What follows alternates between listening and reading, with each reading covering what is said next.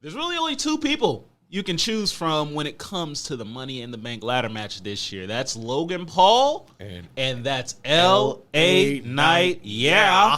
You know, L.A. Knight, man, he's really gotten a lot of momentum, and I know a lot of fans, they really, really want to see him win. Noah, why do you want to see L.A. Knight win the Money in the Bank briefcase? Because he is extremely over. He is one of the most over talkers in the entirety of WWE. That latest match that he had with Rey Mysterio was great, and he won clean. He didn't even have to do some shenanigans to win. It's kind of sad, like, that's the bar for LA Knight now. Like, we get so happy, like, oh, he beat Rey Mysterio clean. Yes, he didn't cheat. Oh, my gosh, they're actually giving him something. They're actually giving him some actual booking, which is what he's always needed. Mm-hmm. He's need actual strong booking. But that's because, I mean, I'm pretty sure a lot of people in the creative room were kind of screaming, this guy's over. Let's give him actual things to chew on here. But a couple of people there were probably like, I don't know, maybe your Bruces and your Vinces were probably like, not yet. Yeah, he's and like they wanted him to be pigeonholed into that mid-card heel, and he just became way more popular than they expect. And for whatever reason, they don't want to pivot. I don't know why they're still trying to book him as a heel. It does a disservice to the baby faces he's working with, because the faces aren't getting the proper reactions that they need, because LA Knight is just stealing all of their momentum and heat. So, like, they really just need to turn him face, have him go up against heels. Like, more than anything, he just needs to be booked well. Right. And you think that winning Money in the Bank would be a step toward that? Possibly, or probably trying to turn him heel in a good way, like by, He's already heel. Well, trying to have him turn heel with the fans and no longer give him those babyface reactions. I don't know what you can do. Like, how can you get the fans to boo LA Knight? That's the thing. That's going to be the hard part for WWE creative if they really want him to stay as a heel. Although he could still kind of be that anti-hero babyface, which is what I feel like would be the best pivot for him right now, would be to pivot him as not like a strict solid babyface like Cody Rhodes, of course, but have him be like an anti-hero babyface, like your Stone Cold Steve Austins and your CM Punks back when he won Money in the Bank back when he won the WWE Championship in Money in the Bank 2011. We go back to that, and maybe he cashes in on, say, if they put, like, you know what would be crazy? Finn Balor wins against Seth Rollins later on that night, but LA Knight immediately cashes in on him and wins, and then that immediately slaps him in a heel versus babyface feud with the Judgment Day. That immediately, I mean, that'd be one heck of a hot potato there. Like, it would be. It would very much be. But if they really want to do the fans a service, it would be the best thing for him, because even if somehow Roman gets into a position where he would be vulnerable to be cashed in on and have LA Knight win, it wouldn't work with the Bloodline storyline as we currently have it. It's like, and I know Roman's your boy. Well, yeah, no, like, I don't think he's cashing in on Roman. That wouldn't be booking that wouldn't be good for the story, as well as the fact it would be another failed cash in, and it would make Money in the Bank as a whole just kind of be brought down even more than it already is right now. Right, unless you really want LA Knight to hold on to the briefcase and just pester Roman with it. That's what I would do. I would have him go up there, because Roman, he gets the most eyeballs and attention when it comes to people watching. So if you want to put LA Knight on a good platform as Mr. Money in the Bank, then that's the way to do it. He doesn't even have to cash in on Roman. He could, like, just pretty much poke him, be like, hey, I got this briefcase. You know, you never know. You better, and just, like, have Roman on TV doing matches again and have him sit at ringside with the briefcase in his hand. That's where you lost to me. You really pester him. That's where you lost. Roman ain't wrestling no weekly television. You think Roman's wrestling weekly television? That's so beneath him. But we don't need this. Ain't about Roman because you know I could go on a whole diatribe about that. I'm not saying he does it every freaking week, but every now and again, just throw him in a match on like SmackDown or something. Disrespectful. He doesn't need weekly wrestling match. Wrestling match? Who's trying to wrestle if you're the champion? That's Seth Rollins' business. Let him be the wrestling champ that injures himself. I think he's still doing all right. But let me tell you something. Listen, as much as I do like LA Knight, and I really do appreciate what he's been doing, I think whether he wins or loses this Money in the Bank match, he's going to be just as over.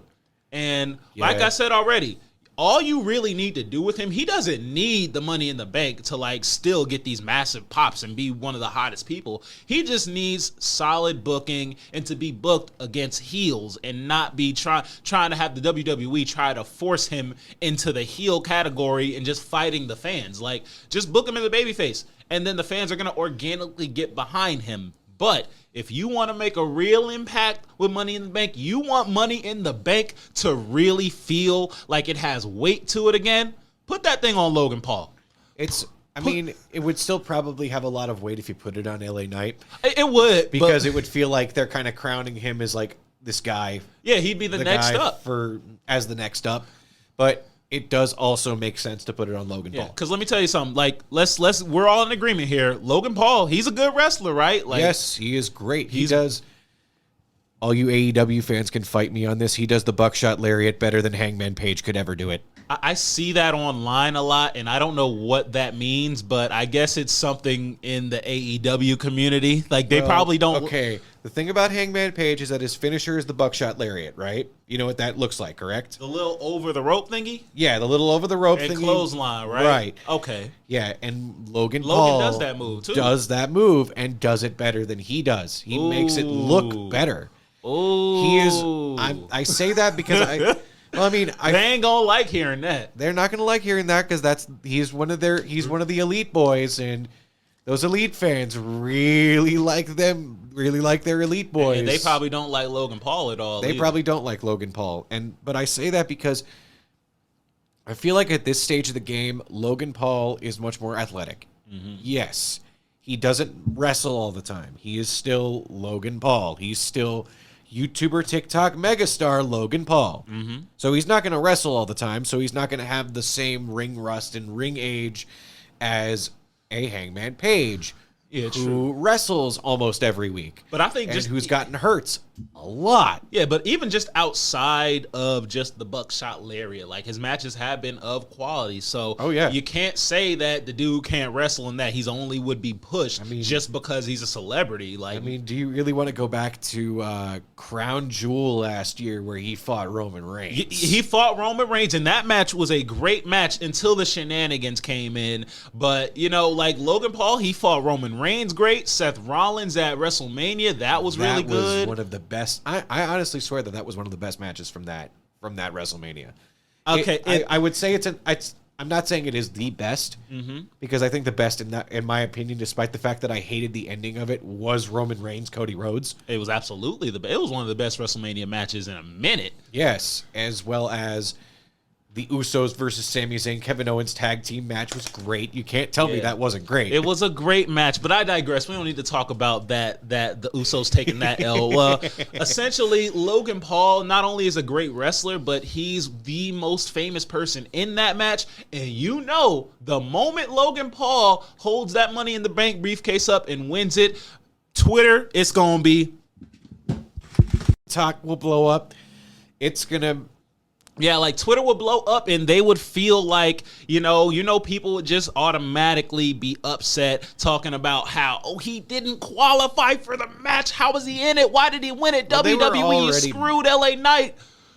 Yeah, it's going to be one of those things where I feel like the best thing to do immediately after that would be a short stint between Logan Paul and LA Knight. Yeah, that would be pretty good. But that would go into like SummerSlam or something like that. But just in general, all the fans who would be upset at that at the arena on Twitter, it would get Logan trending, and then people who don't watch wrestling at all, they'd be like, why is Logan Paul trending? Tap his name, and then they'll see, oh, he won Money in the Bank? So wait, he could be WWE champion? Yo, I might need to watch this stuff now, and that's the big reason why Logan it'll get the Zoomers very, very involved. Exactly. The Zoomers will get very involved in this. A lot of the old school wrestling fans will probably hate it, and that's good because Logan's a heel too, right? And yeah, Logan's a heel unless he's in Cleveland. No, he was still a heel in Cleveland. Well, I honestly don't know what that. I would kind of call him a semi-heel. I don't know what he was kind of going for in that promo. Like he kind of didn't know what the reaction would be. He was kind of dancing the line there, but in general, he's gonna be a massive heel, especially in London where they have all those hardcore fans. They're not gonna like to see Logan Paul come in and win that Money in the Bank, but you know what?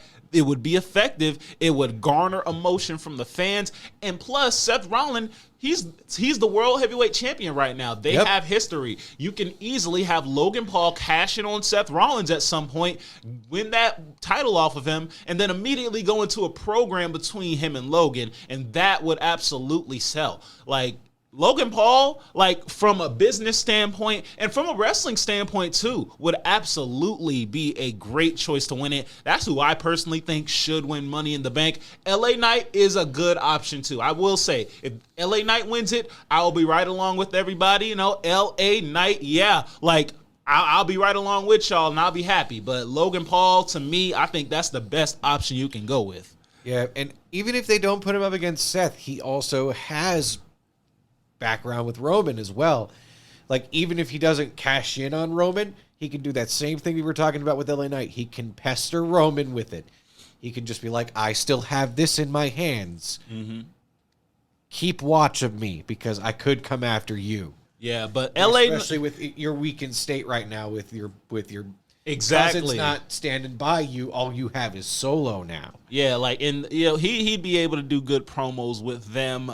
Logan Paul could definitely bring more notoriety, and he could probably get into a good feud with Seth Rollins. But those are really the two main people I think should win Money in the Bank.